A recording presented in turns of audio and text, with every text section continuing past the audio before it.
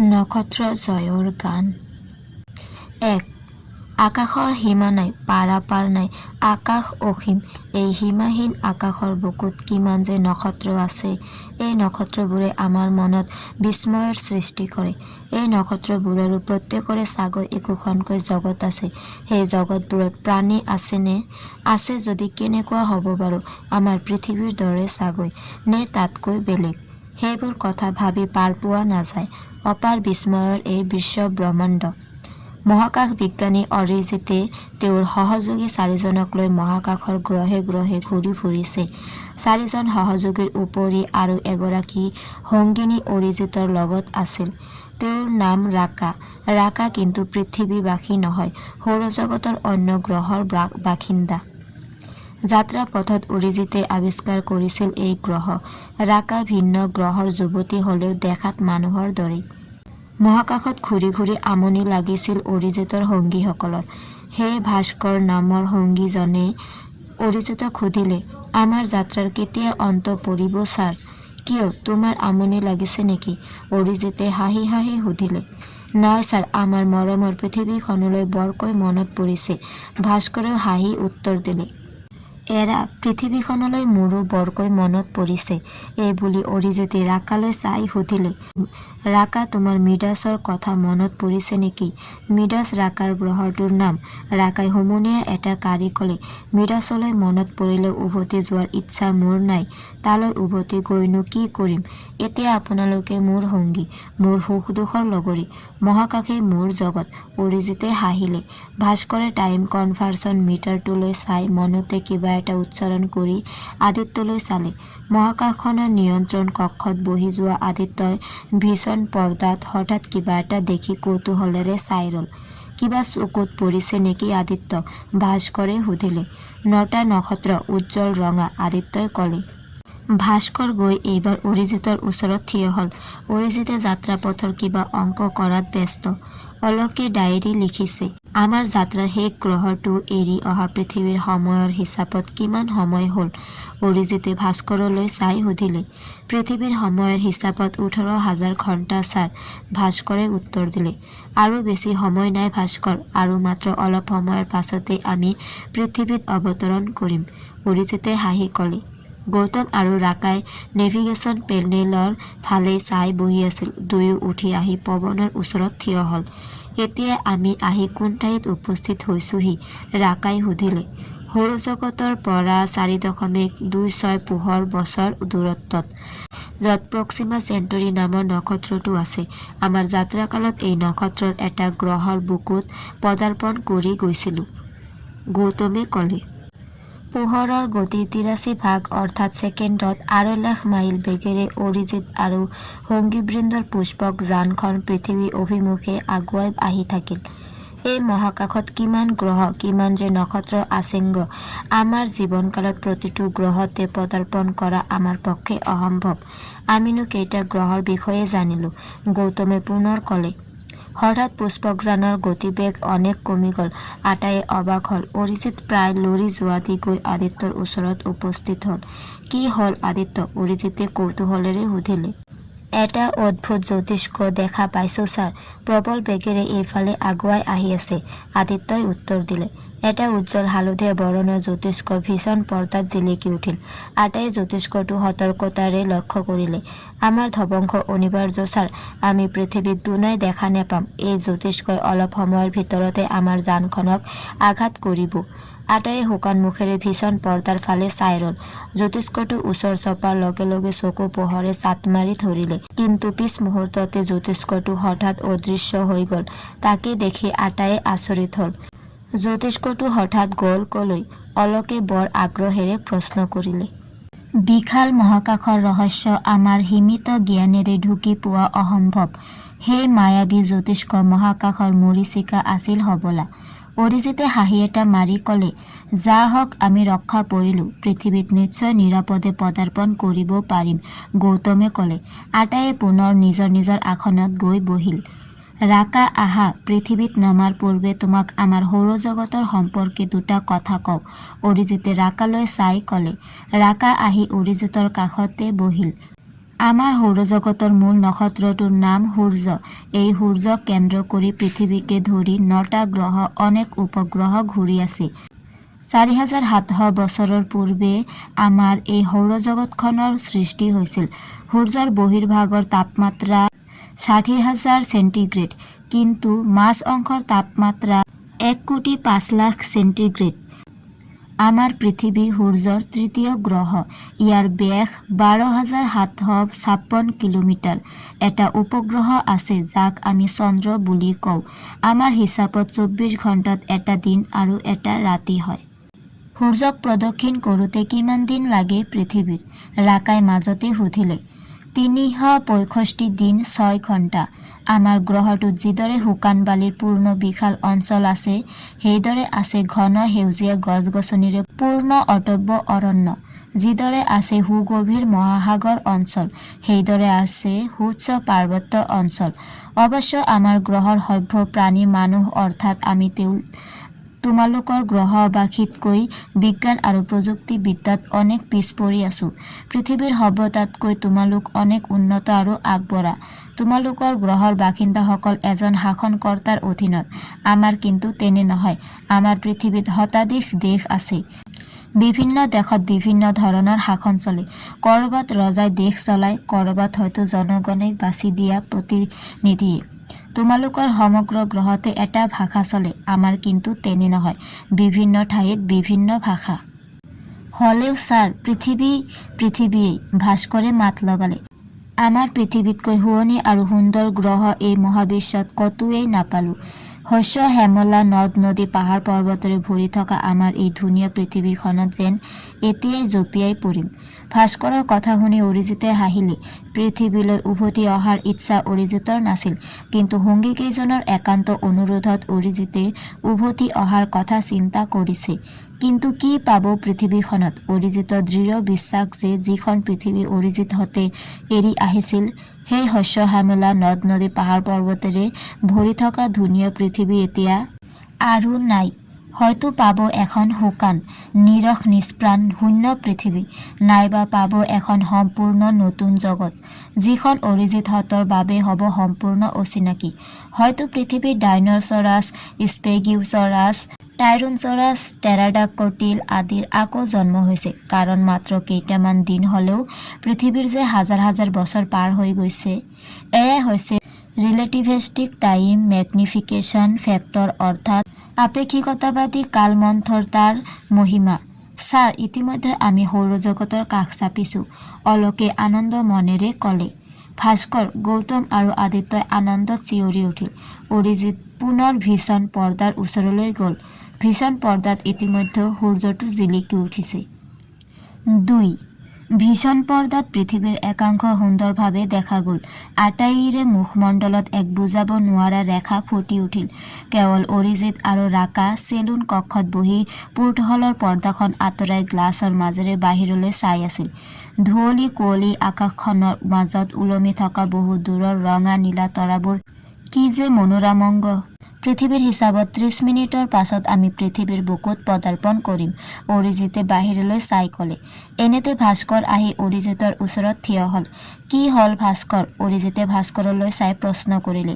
Sir, আপুনি কৈছিল আমাৰ মাৰুতি যান আফ্ৰিকাৰ ঘন বনাঞ্চল জেয়াৰ অঞ্চলত নামিব। কিন্তু এয়াতো বনাঞ্চল নহয়। আমাৰ যানখন দেখোন এতিয়া কোনোবা বিশাল শুকান অঞ্চলৰ বুকুতহে নামিব। অৰিজিত ততালিকে কণ্ট্ৰল ৰুমলৈ গ'ল। কণ্ট্ৰল ৰুমৰ যন্ত্ৰসমূহ পৰীক্ষা কৰি অৰিজিত পুনৰ নেভিগেশ্যন ৰুমত সোমাল।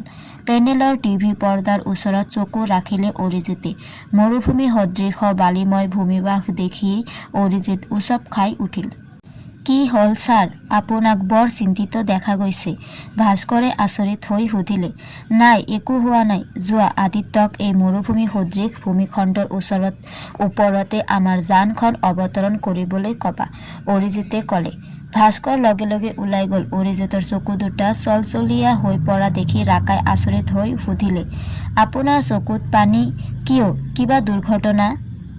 আমি এখন কেনেকুৱা পৃথিৱী এৰি গৈছিলোঁ, সুন্দৰ সতেজ সেউজীয়া পৃথিৱী, আৰু আজি উভতি আহি এনেকুৱা এখন পৃথিৱী দেখিবলৈ পাইছোঁ। কতো অকণো সেউজ ৰং হয়তো দেখিবলৈ নাপাম। বিবৰ্ণ হৈ পৰিছে গোটেই পৃথিৱী। কিয় এনে হ'ল, কিবা অনুমান কৰিব পাৰিছেনে? ৰাকাই সুধিলে। পুষ্পক যানখন ইতিমধ্যে ধীৰে ধীৰে পৃথিৱীৰ কাষ চাপি আহিল। পৃথিৱীত গভীৰ অন্ধকাৰ। পৃথিৱীৰ সময়ৰ হিচাপত নিশা 10 বাজিছে মাত্ৰ। 10 বাজি কেইমিনিট যাওঁতেই যানখন মহাসাগৰৰ বুকুৰ সেই দ্বীপটোত অৱতৰণ কৰিলে। পুষ্পক যানখনৰ কক্ষসমূহৰ ভিতৰত ৰবটবোৰ নিজে নিজে নিজৰ কামত ব্যস্ত হৈ গ'ল। পৃথিৱীৰ মানুহ আমি পুনৰ পৃথিৱীলৈ ঘূৰি আহিলোঁ। আদিত্যই হাঁহি এটা মাৰি ক'লে। এতিয়া আৰু আমি হাই এনাৰ্জি টেবলেট খাই ভোক পিয়াহ দূৰ কৰাৰ আৱশ্যক নাই। অলকে ক'লে। পুনৰ আমি সোৱাদ ল'ম শস্য হেমলা পৃথিৱীৰ ৰসাল বিবিধ খাদ্যৰ আৰু শীতল সুস্বাদু পানীৰ। সেই আশা পৰিত্যাগ কৰা আলক। অৰিজিতে ক'লে। সেইবোৰ এতিয়া কেৱল সপোনহে, একো নাই পৃথিৱীত। পৃথিৱী এতিয়া এক মৃত গ্ৰহ। অৰিজিতৰ কথাত আটাইয়ে অবাক বিস্ময়েৰে তেওঁৰ মুখলৈ চালে। মানুহৰ নিজৰ আৰু মূৰ্খামিৰ ফলত পৃথিৱীয়ে আজি এই ৰূপ লৈছে। মানুহে ধ্বংস কৰিলে নিজৰ মাতৃ স্বৰূপা পৃথিৱীক। অৰিজিতে ক'লে। কেনেকৈ? আগ্ৰহেৰে সুধিলে ৰাকাই। পৃথিৱীৰ বনাঞ্চল ধ্বংস কৰি বায়ুমণ্ডল বিষাক্ত কৰি মানুহে পৃথিৱীৰ মৃত্যু চপাই আনিলে। মহাকাশৰ অন্যান্য গ্ৰহসমূহত যিদৰে আমি স্পেচ স্যুট পিন্ধি অৱতৰণ কৰোঁ, পৃথিৱীতো আমি এতিয়া স্পেচ স্যুট পিন্ধিয়ে অৱতৰণ কৰিব লাগিব। পৃথিৱী আমাৰ বাবে এতিয়া পৰিচিত গ্ৰহ নহয়। ইয়াৰ বায়ুমণ্ডল অতি বিষাক্ত হৈ পৰিছে। আটাইয়ে হতাশাৰে অৰিজিতৰ মুখলৈ চালে। তোমালোকৰ অন্তৰৰ দুখ মই বুজিব পাৰিছোঁ, কিন্তু এনে এক অৱস্থা যে পৃথিৱীত ঘটিব পাৰে সেই বিষয়ে মই তোমালোকক আগতেই কৈছিলোঁ। অৰিজিতে ক'লে। পুষ্পক যান পুনৰ আগবাঢ়িল। Tanzania, Angola, Sudan, Kenya, Nigeria, Libya, Yemen, আৰৱ, ছৌদি আৰৱ, ইৰাণ, ইৰাক আদি দেশসমূহৰ একোৰে চিন-চাপ নাই, যেন এখন বিশাল মৰুভূমি। দেখিলা ভাস্কৰ, এই পৃথিৱীত আমাৰ কোনো নাই। নদ-নদী, গছ-গছনি, হ্ৰদ এইবোৰ এতিয়া একো নাই। ইয়াৰ পানী, বায়ু, মাটি পৰীক্ষা কৰি এতিয়া কি পাবা জানা? বতাহত হয়তো অক্সিজেন নাপাবাই, নাইট্ৰজেন, হিলিয়াম আদি গেছৰ পৰিমাণ বেছি পাবা। Chlorine, carbon monoxide, hydrogen, sulphide আদি বিষাক্ত গেছেৰে নিশ্চয় বায়ুমণ্ডল পৰিপূৰ্ণ হৈ আছে। ইতিমধ্যে পুষ্পকযান ভাৰতবৰ্ষৰ ওপৰেৰে পাৰ হৈ গ'ল। ভাৰতবৰ্ষৰো সেই একেই অৱস্থা। থৰ মৰুভূমিৰ পৰিসৰ বাঢ়ি গোটেই উত্তৰ পশ্চিম অঞ্চল ছানি পেলাইছে। চোৱা, আমাৰ মৰমৰ ভাৰতবৰ্ষৰ ৰূপ চোৱা। ব্ৰহ্মপুত্ৰৰ, গংগা, সিন্ধু আদি নদীবোৰৰ অৱস্থা চোৱা। শুকান বালিময়। যিবোৰ অঞ্চল একালত অৰণ্যৰে আৱৰি আছিল, সেইবোৰৰ কতো এডালো ঘাঁহ-বন নাই। অলকে সৰু ল'ৰাৰ দৰে ফেকুৰি উঠিল।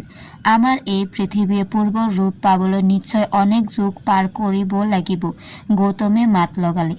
ৰাকা নীৰৱ হৈ থকা দেখি অৰিজিতে সুধিলে, ৰাকা তুমি কি চিন্তা কৰিছা? এই শুকান নিৰস গ্ৰহটোৰ মুখ আপোনালোকে এতিয়া এৰক, আন গ্ৰহলৈ যাওঁ বলক, ৰাকাই ক'লে। আমাৰ দুৰ্ভাগ্য যে তোমাক আমি আমাৰ এই পৃথিৱীখন দেখুৱাব নোৱাৰিলোঁ। সেই পৃথিৱীৰ পৰা তোমাৰ কেতিয়াও আঁতৰি যাবলৈ মন নগ'লহেঁতেন।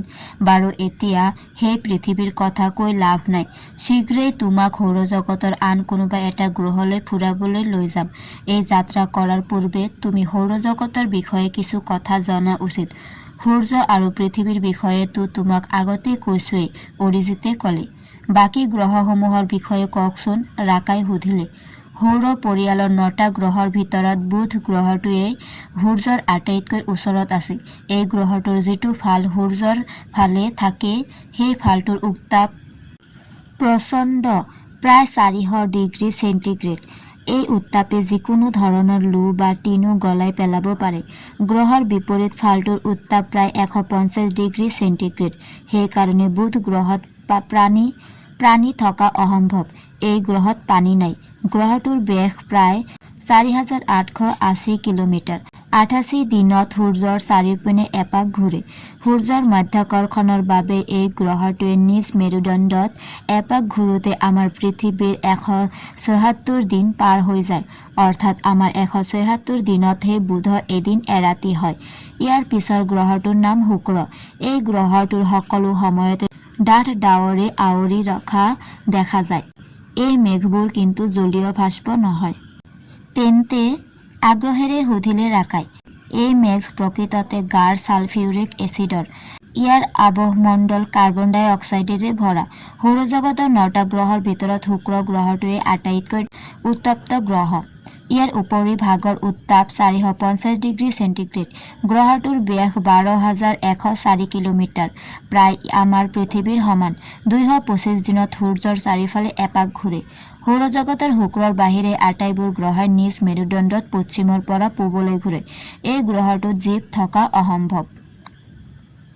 শুক্ৰৰ পিছতে পৃথিৱী নহয় জানো? ৰাকাই সুধিলে। অৰিজিতে মূৰ দুপিয়াই ক'লে, হয়, পৃথিৱীৰ বিষয়ে ক'ব লগা একো নাই।